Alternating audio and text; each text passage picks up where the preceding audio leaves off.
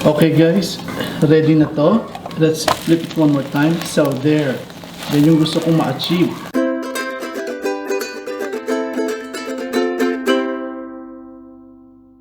Mayong adlaw mga kaigalaan, ako si Chokoy and welcome to Wandering Kusina. And karon, this is our work from home edition and I'm going to cook, this is actually tortilla roll before pero gagawin ko siya ng twist. Pero gagamitin ko is tinapay. Ganito lang gagawin ko, napakadali. Gagamit tayo ng pepperoni at meron tayong mortadella. Kaso, I know that not all of us can afford this or can actually buy this, easily buy this. It's not easily available para sa atin. You can use cut tomatoes, onions, garlic, kung ano lang yung pwedeng mailagay. And supposedly tortilla ang gamit, but this time what I'm going to use is tinapay. So, let's start. May tinapay ako dito. Here's what I'm going to do. Gagamit ko ng 4 na tinapay for now. And then I'm going to cut this. Nako, wait, no. Super soft yung tinapay natin. Kukuha lang ako ng plato and then pipisain ko to. Di ba git-git ako ng kaya against the light ko? Ganyan lang. So, pisain pa natin. Okay.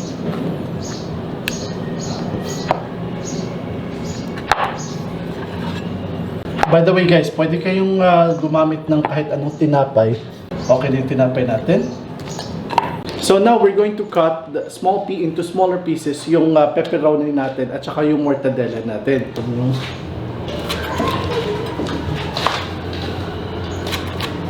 Parang siyang pizza, di ba?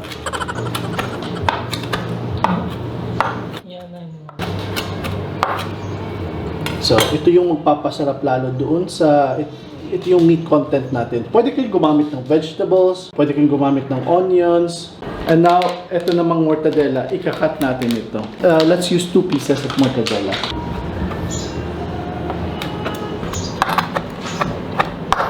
Pero simple as that. Okay? Naririnig yung mga bata dahil work from home and you can hear all the sounds around you. And you can stop them because they're happy to see you. They're happy that you're at home. Alright?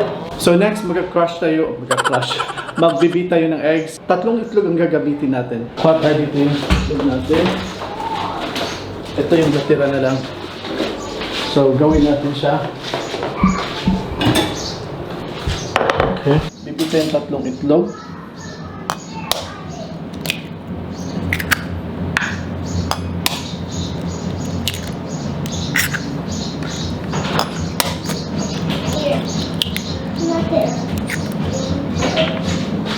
Then, asin. Hey baby, can you close this one, Kelly? Thank you. So, asin na konti.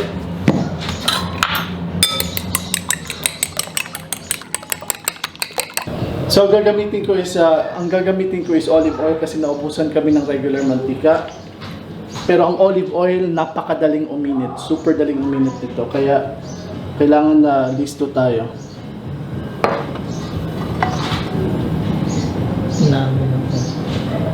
Inalan natin ng konti yung apoy.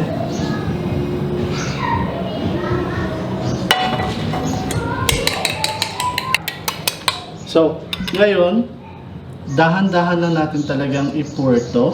And we might have to wait. Hinaan pa natin yung apoy. Yan. Super hina lang.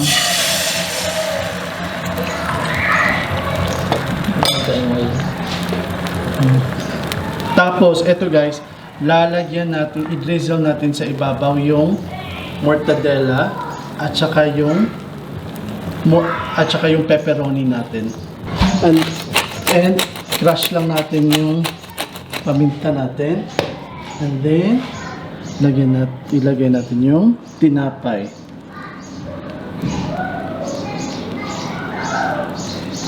I-push lang natin to. Yeah, para magdumikit siya doon sa itlog. So, super hina yung apoy natin. Actually, namatay siya.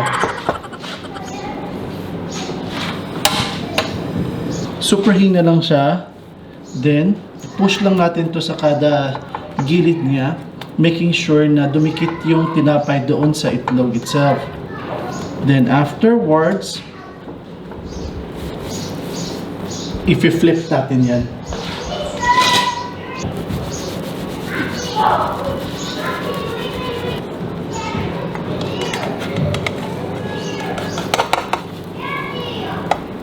Flip natin, ready?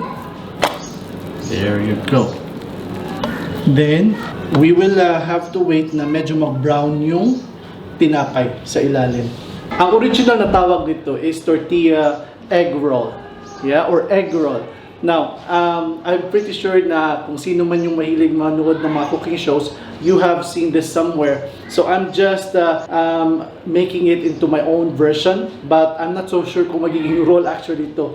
Naisipan ko lang to kagabi, and I want to do this. Let's see how it goes. Probably ang ending nito magiging sandwich to, or magiging cubes. Let's see. Yun. So, nag-brown na siya ng konti. Medyo brown, mas brown pa. So, flip lang natin ng ulit kasi I want it to be more brown. Let's flip it one more time. So, there. Yan yung gusto kong ma-achieve. Now, lalagay natin siya sa isang plato. And then,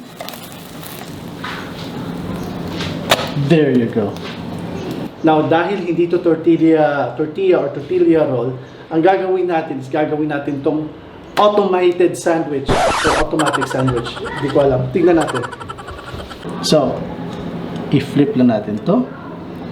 There you go. Automatic ng sandwich.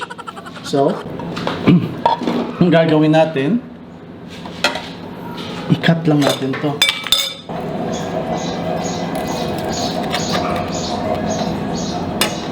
Yan. Tignan niyo yan. Diba? So, ngayon, tikman natin. First time kong ginawa to, but I'm not so sure kung anong kalalabasan. Although, I know the combination, it tastes good. But, tignan natin yung timplada at saka kung masaya ba.